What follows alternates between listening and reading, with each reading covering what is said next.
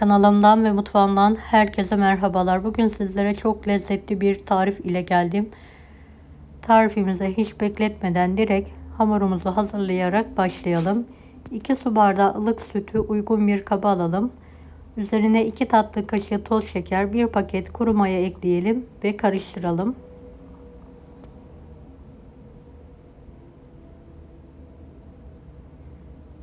Biraz un ilavesi yapalım. 1 tam yumurta, 1 yemek kaşığı sirke, 2 yemek kaşığı sıvı yağ, 2,5 tatlı kaşığı tuz ilavesi yapalım. Ve karıştırmaya devam edelim.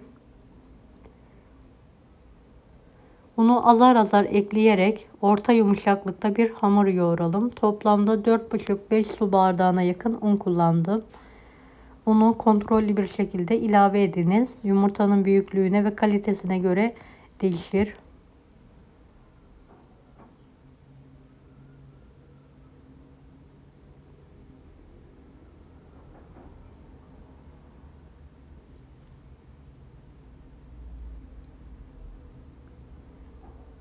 Evet, hamur toparlandıktan sonra tezgah üzerine aldım. Üzerine 60 gram yumuşak tereyağı ekledim ve yoğurmaya devam ediyorum. Biraz daha un ilavesi yapabilirsiniz bu aşamadan sonra.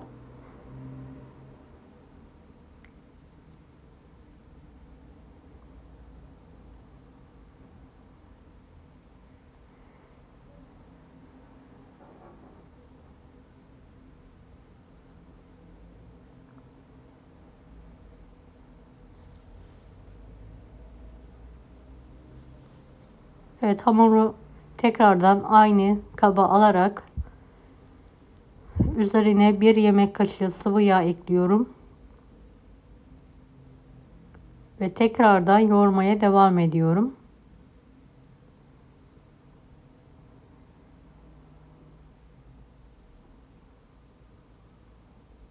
Videomu bu kısma kadar izlediyseniz yorum kısmına herhangi bir emoji bırakırsanız bana destek olmak için sevinirim. Evet, yoğurduğum hamurun üzerini kapatarak mayalanmayı bırakıyorum kendi halinde. Evet, mayalanan hamurun havasını alarak tekrardan yoğuruyorum.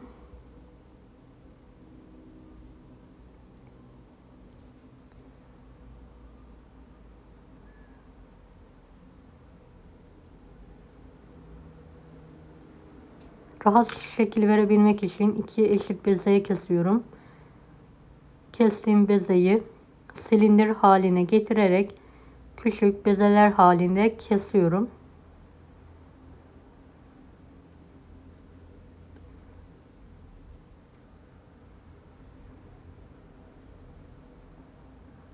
Evet, kestiğim bezeleri elimle yuvarlayarak silindir haline getiriyorum.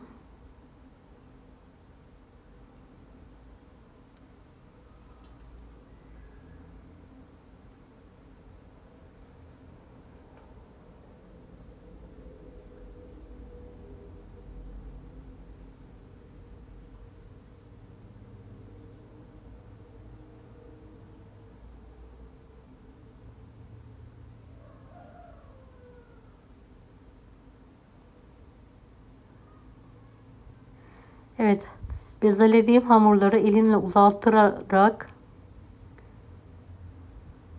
şekil veriyorum. Gördüğünüz şekilde inceltiyorum. Ve biraz kenarda dinlenmeye alıyorum daha sonra. Evet, elimle silindirleri inceltiyorum.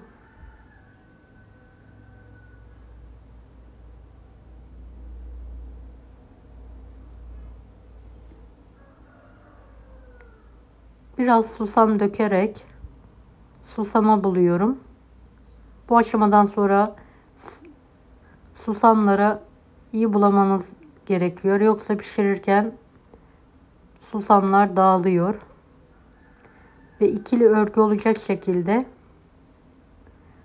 örelim.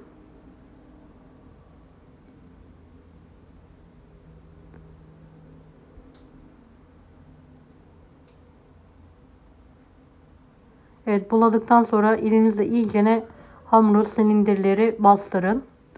Ben bastırmadığım için pişirirken susamlarım yağa döküldüler.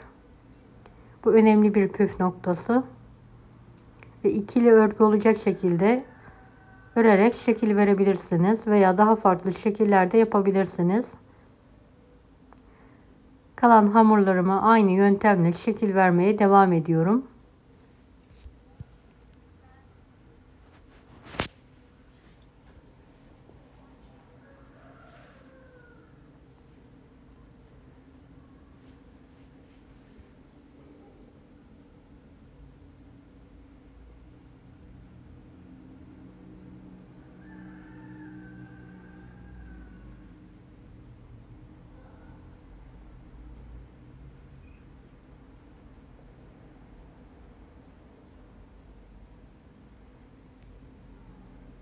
Evet, son pişimi de şekil verdikten sonra tezgah üzerinde vaktiniz varsa 10-15 dakika mayalanmaya bırakın kendi halinde.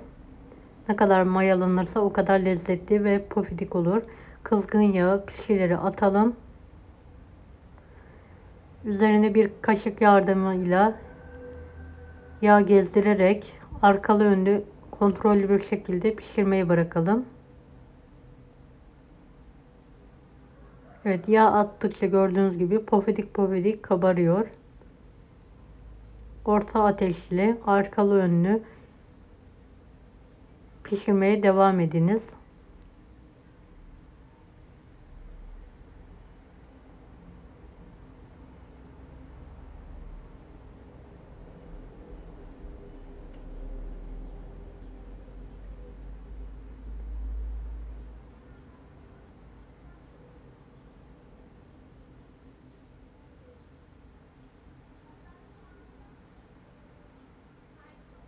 Evet, yeteri kadar kızaran pişilerimin fazla yağını süzdürerek servis tabağına alıyorum. Kalanları da aynı şekilde kızartmaya devam ediyorum. Mutlaka üzerine bir kaşık yardımıyla yağ atarak hızlı bir şekilde kabarmalarına yardımcı olun. Bu sayede dışı çatır, içi yumuşacık olacaktır.